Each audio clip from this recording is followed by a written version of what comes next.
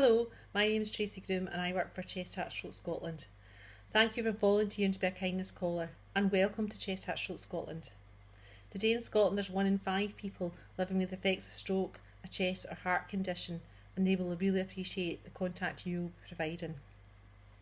Many people living with long-term conditions already feel lonely and isolated at times, and this is likely to increase even further with the current coronavirus situation. A kind, regular, supportive call may just be what people need, especially now if online support is not for them. We would love you to think of this volunteer role as chatting to a friend on the phone. When talking to people on the phone, it's important to remember that we're not there giving advice or making decisions for them. Instead, we're encouraging them to talk about what matters to them at this time and support them to find coping strategies and find what will work for them.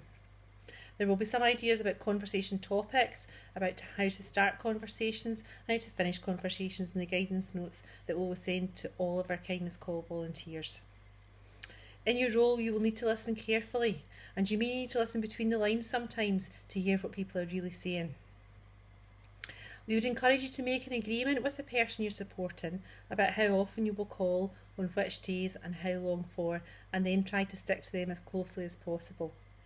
We anticipate that people will want to chat to you probably once or twice a week, and we would expect a call not to last any longer than about 20 minutes. Confidentiality is hugely important.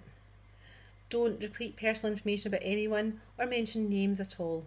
However, you can share tips and experiences anonymously, and it would be okay, for example, to say somebody else had exactly the same thing yesterday and this is what they did to combat that. It's always, how about trying that? It's worth giving it a go. It also helps the person to realise that they're not alone in feeling that way or thinking about things that way. Please do not add people to your support and to you as by phone as friends on social media. We encourage you to keep this relationship as professional as possible.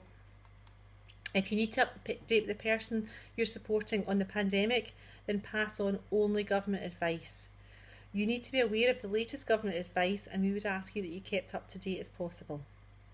You must not make clinical judgments about the person you're supporting's situation or circumstances, but pass on the facts and the government directions guidance as they stand.